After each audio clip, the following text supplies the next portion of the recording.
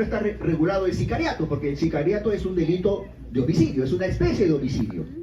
Y está regulado en el artículo 108-C del Código Penal. En cambio, el delito de extorsión está regulado en el artículo 200. Pero primero vamos a tratar el delito de extorsión. A ver, fíjense. Estas son noticias de todos los días, ¿no es así? Todos los días nos enteramos. Todo lo que pasa, no solamente en nuestra ciudad, sino prácticamente en todo el país. Todos los días sucede esto. Ya nos llama la atención. Ya hemos perdido sensibilidad, ¿no? Cada vez somos más fríos ante noticias de esta naturaleza. Al principio nos impactaba, ¿sí? Después comentábamos. Hoy en día, hasta en cierta forma, somos hasta indiferentes, ¿no es así? Porque sucede todos los días. Sucede todos los días. Entonces, el problema cada vez es más grave respecto de la delincuencia en nuestro país. Y respecto, entre otros, de estos dos delitos. El de extorsión y el de sicariato. Pero ojo, en realidad, según las estadísticas oficiales de los últimos años, tanto del Ministerio Público, del Poder Judicial, de la Policía Nacional, del Instituto Nacional de Estadística, de Defensoría del Pueblo, todavía siguen siendo los delitos que más se cometen en Perú en términos cuantitativos, los delitos de hurto agravado y robo agravado. Pero cada vez más se está aumentando la extorsión y el sicariato. Entonces, vamos a empezar con la extorsión.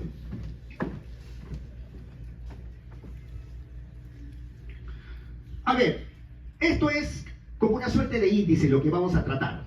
Claro que va a ser delito por delito, primero la extorsión y después el sicariato. Entonces, primero, de manera muy sucinta, para ubicarnos en el contexto, que es el delito, los elementos del delito, y después respecto de cada delito vamos a ver el bien jurídico, el sujeto activo y sujeto pasivo, la tipicidad objetiva, la tipicidad subjetiva, si nos alcanza el tiempo, el tema de la consumación y tentativa respecto de ambos delitos, el tema de la autoría y participación, y finalmente de la penalidad. ¿Ya? Entonces, pero principalmente nos vamos a centrar en lo que es, obviamente, sujeto activo y sujeto pasivo, tipicidad objetiva y tipicidad subjetiva, porque eso es lo central. ¿Para qué? Para comprender y distinguir estos dos delitos respecto de otros. ¿Ya? Eso es muy importante tener en cuenta, porque a veces se suele escuchar decir, comentar en cualquier entorno familiar, amical, de la propia universidad, de decir, este delito de extorsión, cuando a veces ni siquiera tenemos el mínimo conocimiento de, primero, en saber qué cosa es el delito. Y primero hay que saber qué es el delito. Los elementos generales del delito, como dice Felipe Villavicencio en su libro. Primero a conocer los elementos generales de todo delito, lo que también le llama las características generales. Y después ya analizar en qué consisten cada delito, los elementos específicos de cada uno de los delitos. Empecemos entonces con el de, antes de la extorsión, a grosso modo el tema del delito. No vamos a hablar sobre las diversas concepciones y teorías respecto de qué es el delito. Solamente vamos a centrarnos de manera didáctica. ¿Qué se entiende por delito? Muchos autores, peruanos y extranjeros, sí tienen la definición clásica, como dice Percy García Cabero, también muy reconocido tratadista peruano, es una definición clásica, digamos, didáctica de lo que se entiende por delito. ¿Sí? La acción o conducta típica antijurídica y culpable. La famosa teoría tripartita del delito, como dice Felipe Villavicencio. Teoría tripartita. ¿Por qué tripartita? Tres elementos: tipicidad, antijuricidad y culpabilidad.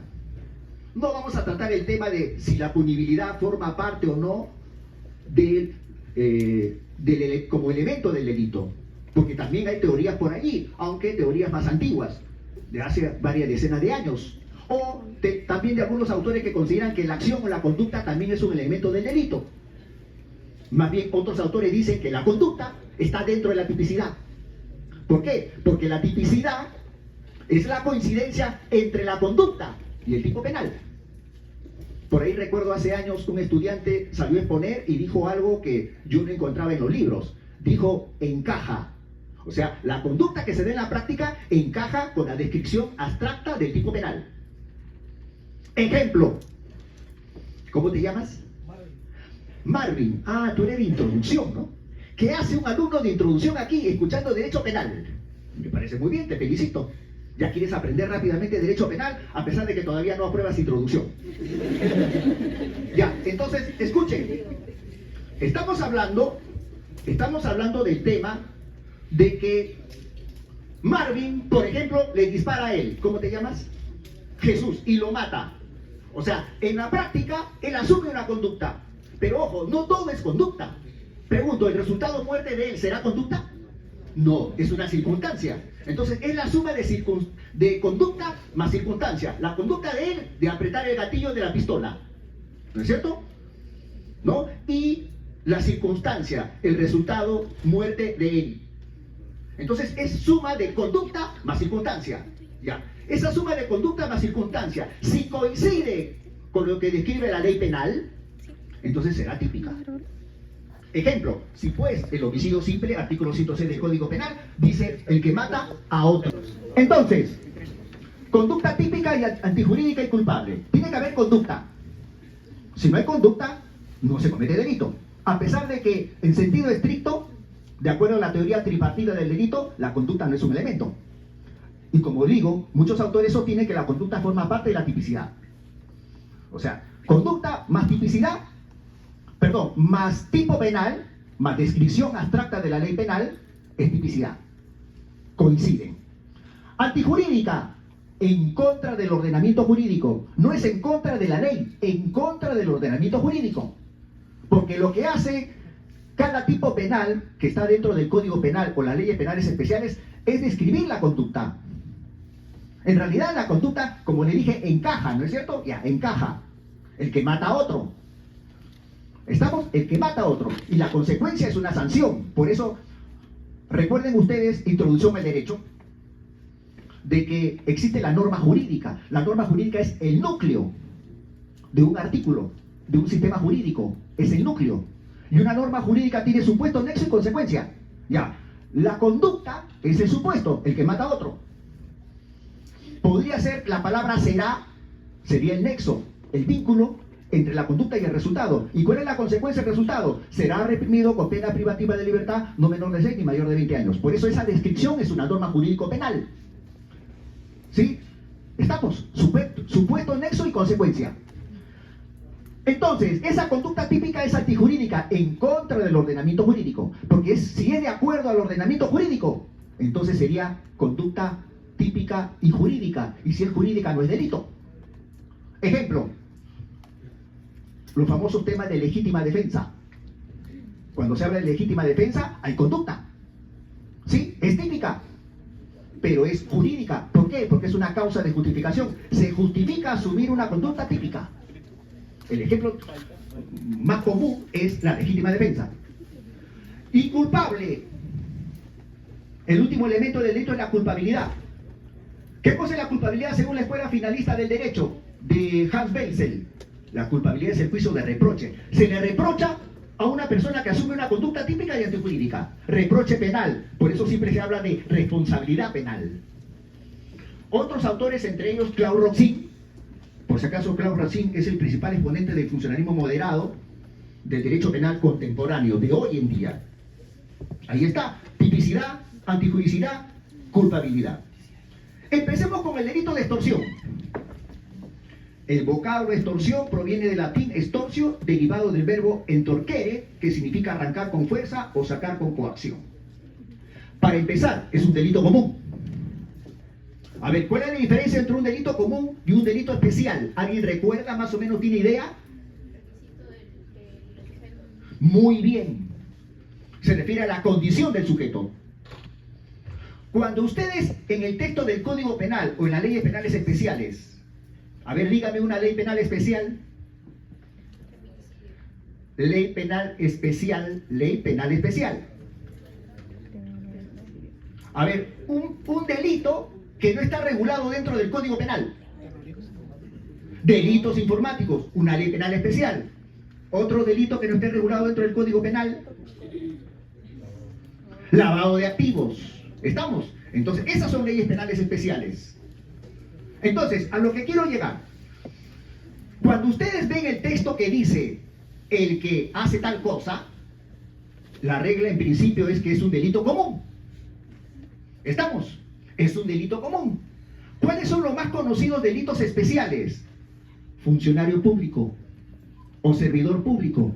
En el caso del prevaricato, el juez, el fiscal, estamos, una persona concreta, una persona especial, una persona particular. Entonces, esa es la diferencia entre un delito común y un delito especial, en función al sujeto activo del delito. Entonces, el delito de extorsión es un delito común, lo puede cometer cualquier persona. O sea, no es correcto decir, es un delito especial porque lo comete el extorsionador. No. Extorsionador puede ser cualquier persona. ¿Está claro? Puede ser cualquier persona. Es un atentado a la propiedad cometido mediante el ataque o lesión a la libertad personal. ¿Quién lo dice? Ramiro Salinas Sicha, que lamentablemente hace poco, no sé, 2 o 3 meses falleció. Él era juez superior en el Distrito Judicial de Lima, autor de muchos libros de derecho penal, especialmente parte especial. Es un referente hoy en día en el derecho penal peruano, lamentablemente fallecido recientemente. Y él cita a Luis Roy Freire, un antiguo tratadista de derecho penal en nuestro país, autor de muchos libros, especialmente en la década de los años 70, 80 y 90.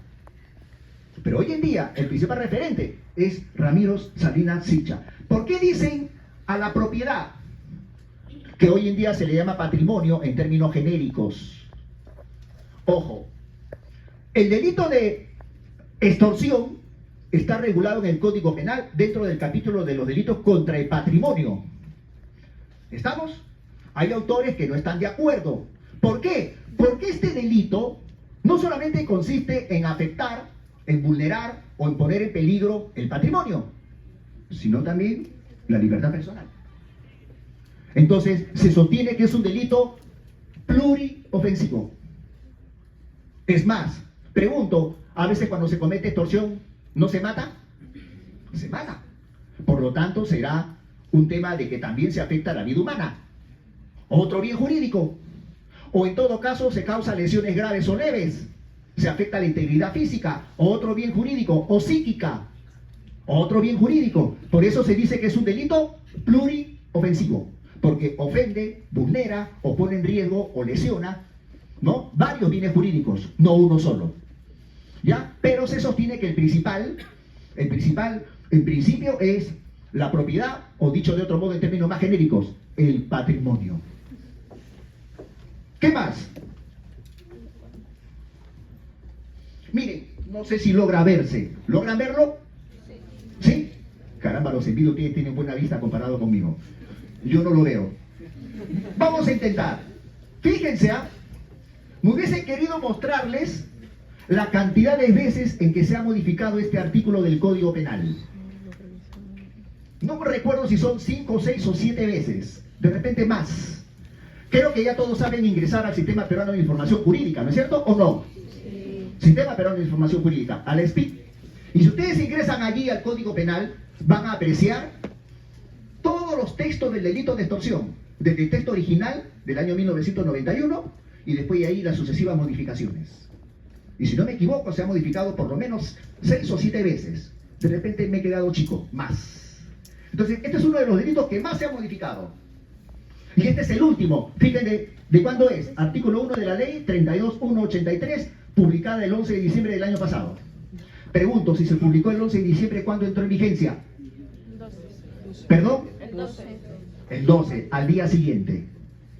Entonces, ustedes ven que por lo menos ahora aparentemente está un poquito más ordenadito que antes, porque antes no decía 200.1, simplemente decía, ¿no?, inciso 2 o numeral 2.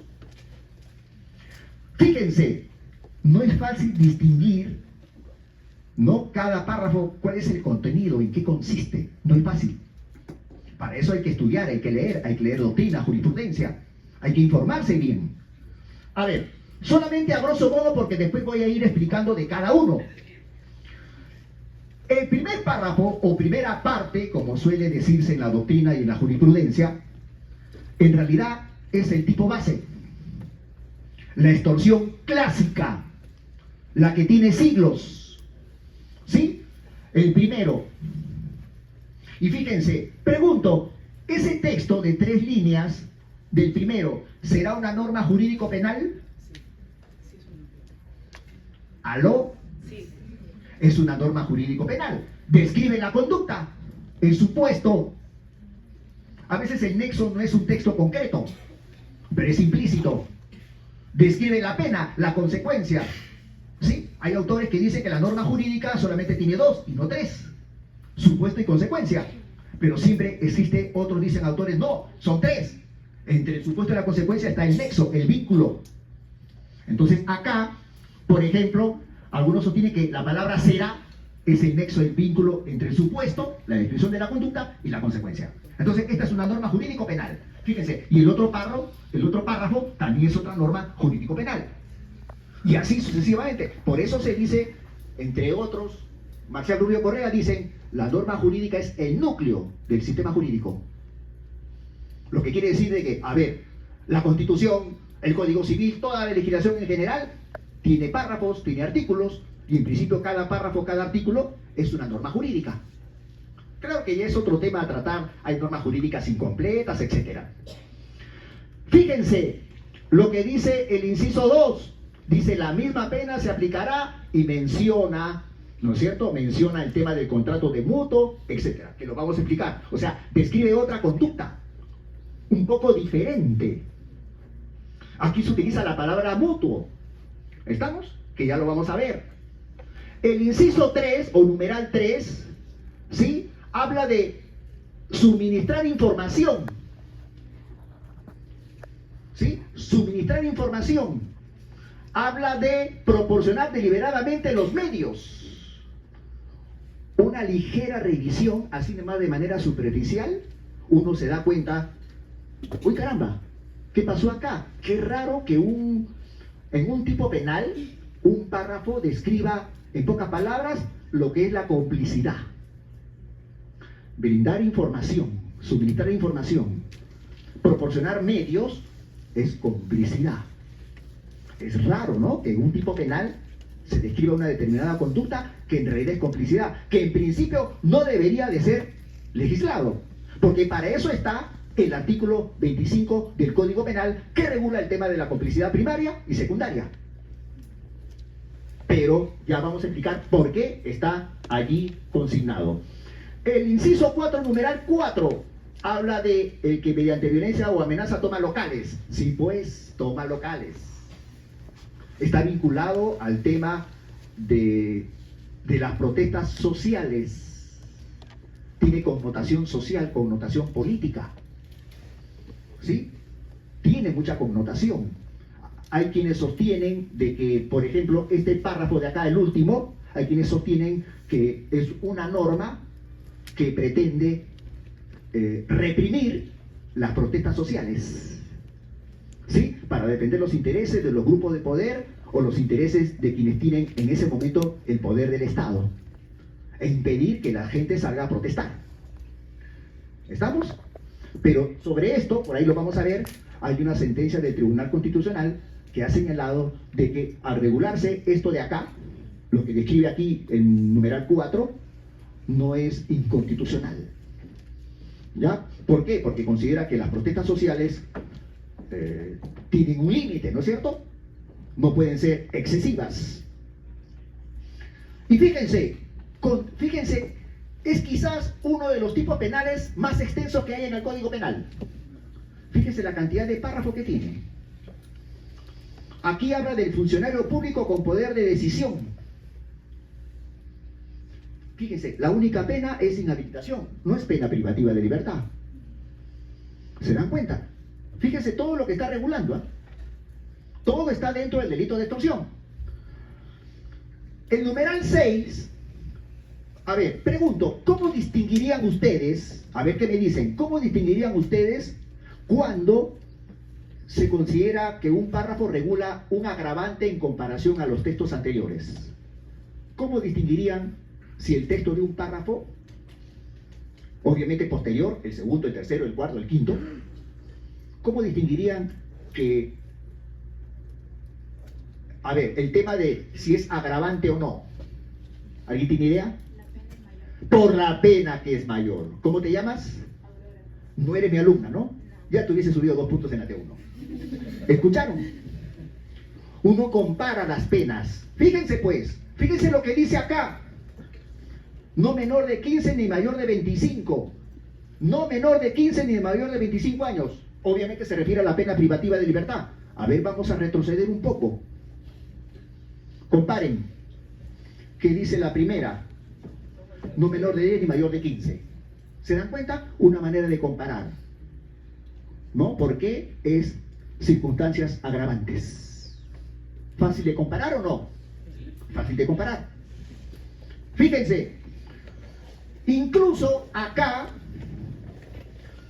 dice, si la violencia o amenaza es cometida a mano armada, utilizando artefactos explosivos o incendiarios.